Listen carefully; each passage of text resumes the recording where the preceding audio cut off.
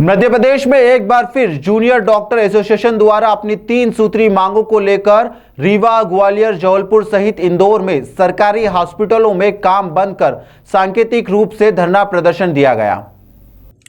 इंदौर के MY hospital परिसर में जूनियर डॉक्टर एसोसिएशन द्वारा नए डॉक्टरों को काउंसलिंग के लिए न्यायालय में विचाराधीन केस को लेकर एक बार फिर सांकेतिक प्रदर्शन किया गया। उनका कहना है कि 6 जनवरी को न्यायालय में केस में सुनवाई होना है और पिछले दिनों प्रदर्शन किया गया था। तब प्रदेश के स्वास्थ्य मंत्री द्वारा आश्वासन दिया गया था कि जल्द ही वह इस पूरे मामले में संज्ञान लेंगे और इसका हल निकाल लेंगे, लेकिन अभी तक किसी भी प्रकार का हल नहीं निकाला गया है। इस कारण से आज फिर हमें दोबारा प्रदर्शन करना पड़ रहा है और यह प्रदर्शन इंदौर ही नहीं, जबलपुर, रीवा, ग्वालियर में भी किया जा रहा है। पिछले दिनों एक हफ्ते तक सांकेतिक प्रदर्शन किया गया था। उसके बाद बातचीत से हल निकालने की बात कही गई थी, लेकिन अभी तक कोई ठोस निर्णय नहीं लिया गया है।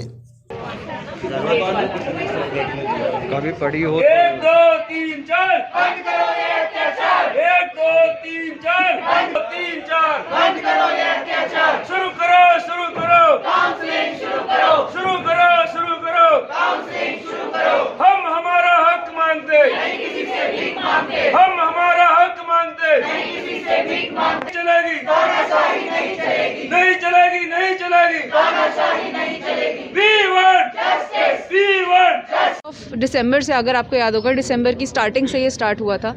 तब हम लोगों ने मरीज़ों के हित को ध्यान में रखते हुए धीरे धीरे करके एस्केलेट किया था, ये सोचकर कि सरकार हमारे सिर्फ एक सांकेतिक प्रदर्शन में ही हमारी बात को समझ जाए।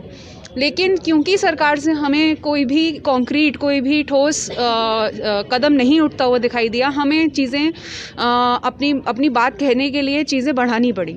उसके बाद भी हमने जब यूनियन हेल्थ मिनिस्टर ने आश्वासन दिया फोडा के डेलीगेट्स को कि उनकी तरफ से लेटर जाएगा और सुप्रीम कोर्ट की हियरिंग जल्दी होगी, तो हमने उनका मान रखते हुए एक हफ्ते के लिए वापस काम पे लौट गए। उसके बाद भी जब उन्होंने कोई एक भी उनकी तरफ से अपडेट नहीं आया, उसके बाद ये कदम उठाया गया है। और इस वक्त रेवा, ग्वालियर, जबलपुर, इंदौर चारों कॉलेज एक साथ मिलके अपनी आवाज़ उठा रहे हैं आज से।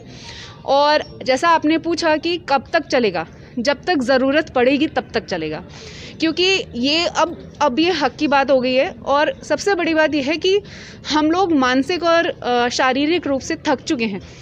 अब कोई भी इंसान, नेता हो चाहे आप रिपोर्टर्स हों, आप हमें इंसानी रूप पे हमारे जूतों में अपने आप को रख के देखिए, तो आपको खुद समझ आएगा कि जो काम 10 लोगों का है, वो काम अगर 5 लोग करें, वो भी ऐसी चीज़ जो कि मरीज़ों की जान की बात आती है जहाँ पर, तो कितना मेंटल प्रेशर होता है हम लोगों के ऊपर, और वो हम 8 महीनों से झेल रहे हैं।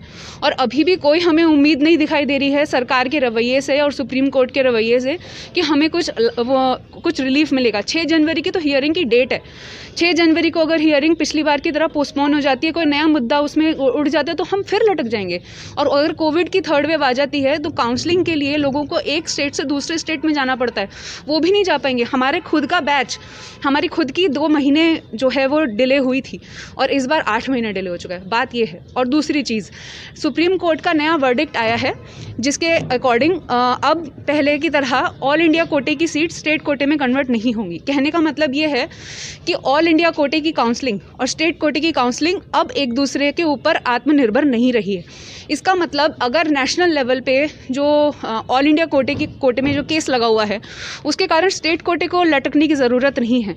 सरकार चाहे तो स्टेट कोटे की काउंसलिंग इमीडिएट रूप पे शुरू करके हमारी प्रॉब्लम को कम से कम आधा कर सकती है। तो हमारी 3 ही मांगे हैं। पहली ये कि फोडा की मांग के साथ साथ हम आवाज़ उठा रहे हैं कि आप काउंसलिंग शेड्यूल जल्दी निकालिए, सोल्यूशन निकालिए। जब भी कोई नेशनल इमरजेंसी आती है, कोई ना कोई सोल्यूशन निकलता है।